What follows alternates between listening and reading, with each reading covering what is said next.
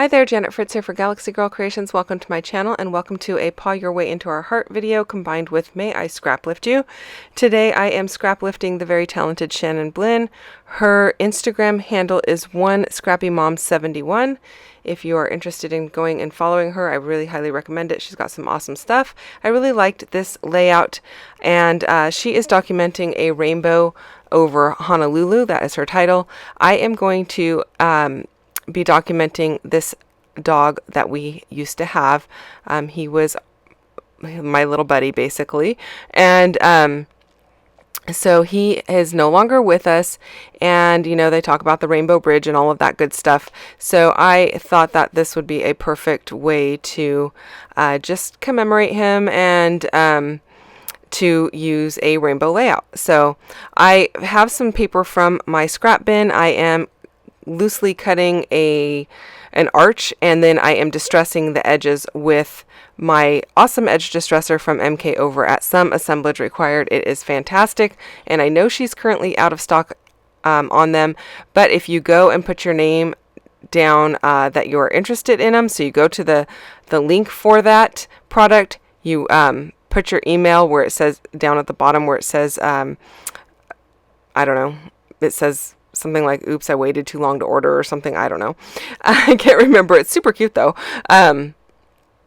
You go and put your name there and you will be added to basically a wait list. And as soon as they become available, you will get a notification that they are available. So I highly recommend that because this tool is awesome. I used to hate distressing stuff, and now I don't mind it at all because of this chunky edge distresser. So I am now just creating more arches in a couple of other colors. I basically took the top arch, which is going to be that pink one, and I laid it over the yellow paper and traced the bottom of the arch so that the top of my yellow arch fits in the pink arch. And then I'm going to do the same here with this turquoise. I'm cutting it a little bit larger, which is not a problem because once I cut out my arch, I will be distressing the edge, so I want to make sure I have plenty of paper to work with. I don't want to cut it a little bit short and then have a gap between my colors of my rainbow. It is a little bit difficult to distress paper when it is just a narrow strip. So if you can do it when it's like still a whole piece, that's much easier. But even with these being a little bit on the narrow side, it was still not too bad using that distresser. So I would definitely give it a shot if it is something that you have struggled with or don't particularly enjoy, but you enjoy the look of it. You just don't like the action of doing it, which is what my problem was in the past because I didn't have a very good edge distresser. So gonna go ahead and finish those up, and I know that one looks a little bit more like a right angle, and that's okay, I don't mind. I am spraying my background paper, which is going to be white. I'm spraying it with two different Distress Oxide sprays, one in I think that was Broken China I held up there, and Stormy Sky. Was that what that was? Or maybe it was Tumbled Glass. Anyway, I will put the link to the one that I used down below so that you can find it easily if that is something that you're interested in. And then I am just trimming off the outside edge of my papers because I'm going to back them with another paper. I just took about 1/8 of an inch off of each side, so I have a 1/4 inch reveal total. I don't like a really large border most of the time. I prefer it to be a little bit more narrow, so that's why I went ahead and did that. If you prefer a larger one, you can take, you know, a larger amount off, take a 1/4 off of each side, so or a 1/2 inch off of two sides, and then you get a 1/4 all the way around. That's how that works. Now I am just hand cutting some clouds. I don't have a die for the clouds as large as I wanted, and so, you know, I thought I'm just going to hand cut them and see how this works, and they worked out fine. So I didn't have a stencil or anything. I just, you know, went with it, and I didn't draw them ahead of time or anything like that. And then I am taking some Tranquil Catherine Pooler ink. Tranquil is the name of the color. It's a kind of soft bluish gray, and I am inking up the outside edge of all of my clouds there so that they have a nice edge on them, and they kind of pop off of each other because they are going to be layered up some, and I didn't want them to just look like one big white blob, so I wanted to have a little bit of added dimension and color to define each one of them. I am just using an ink blending tool and the little foam on it. I find that works better than the brushes. I really do love the brushes for stencil work and stuff like that, or ink blending on the background, but when you're trying to edge a piece of paper, it still is much easier to do it with one of the foam blenders. And yes, this is an old school rectangle one. I still have my rectangles. I also have circles. And I don't really have an assigned sponge for any of my Catherine Pooler stuff. I just have a little bin of sponges that are clean and have nothing on them, and as I use them, they go into a different bin, and then eventually I go and wash them with a little bit of dish soap and make sure that they all wring out clean, and then I stick them back in the clean bin. So that is the Tranquil color there. Now I do have this stencil. This is from Gina Marie Designs. It is called Water Ripples or something to that effect. And I just laid it over the top of the clouds. I am spraying it with a little bit of the White Dilutions Shimmer Spray. I started out with a light gray Lost Shadow from my Distress Oxide sprays, and I didn't like it. It was too dark, so I put it away and flipped my cloud over and resprayed it with the Dilutions Shimmer Spray in White Linen. I thought that gave them a little bit of texture. When you look at a cloud in the sky, sometimes you can see a little bit of the blue sky behind, or you can see gray or whatever. It's not like they're a solid white, so I thought that was kind of a good way to maybe add a little more shine to my layout and give them a little more character. I did end up taking my rainbow over to the sewing machine, and I stitched over the arches around each one of those arches, and then I end up stitching around the outside of the layout as well. And you will see those in the close-ups. At least I believe I did. Oh my goodness, it's been a while. Yep, I did. There you go. And then I just pull the strings through the back. I tape them down with a little bit of washi and just go ahead and cut those strings off. I did punch a whole bunch of little butterflies. You can see the dies in the bottom right hand corner there. I punched a bunch of little butterflies with using the same papers that I used on the rainbows there, and I'm going to be layering those up tone on tone. I am going to ink around the edges of each one of these butterflies just so they do. I want them to blend, but not completely. I want them to have a little bit of pop. I am showing you the stitching there, and I did stitch all the way around just with some white thread, and the entire layout is backed on a piece of paper. It's an older Heidi Swap paper, and I really bought several sheets of this just because it has a navy blue border all the way around the paper. That's all I bought it for. I don't ever use it for anything else. But I do really like the navy blue border, and so that's what I am going with there, just because I've got the blue on the background and the blue around the clouds. So I chose blue rather than choosing black or a different color, just to give it a nice framework.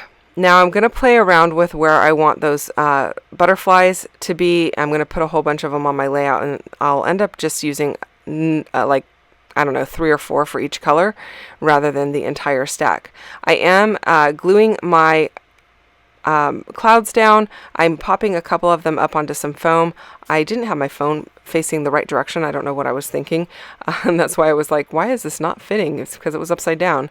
I do prefer to have the adhesive side on my piece that I am adhering to the background, and then I use liquid glue to adhere the entire thing to the background. That works better for me, because if I adhere the foam to the background and then I use liquid glue to adhere the die cut or whatever it is, in this encase the cloud, and then I set the cloud on top of the foam. It tends to curl the cloud or the paper just like it would when the paper gets wet, and then it doesn't sit flat.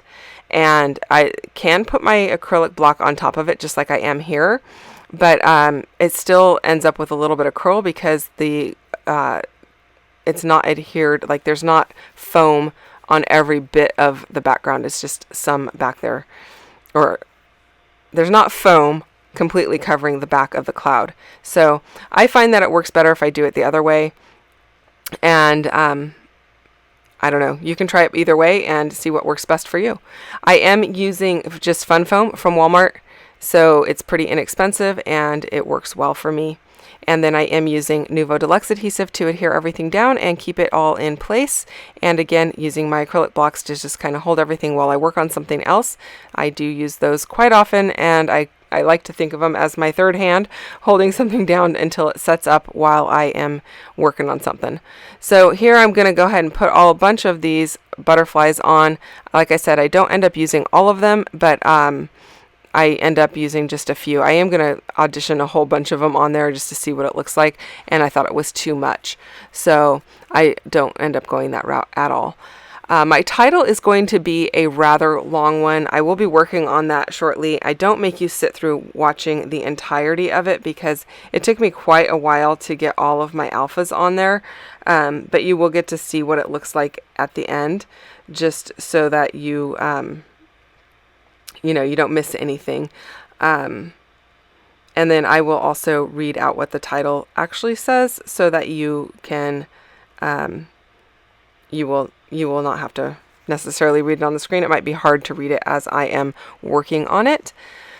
So I'm just placing my butterflies now. I'm using some liquid adhesive to adhere those down once I figure out exactly where I want them. While I work on that, don't forget that there are a bunch of people playing along with May I Scraplift You. This is a series that Crystal over at Pineapple Papers started.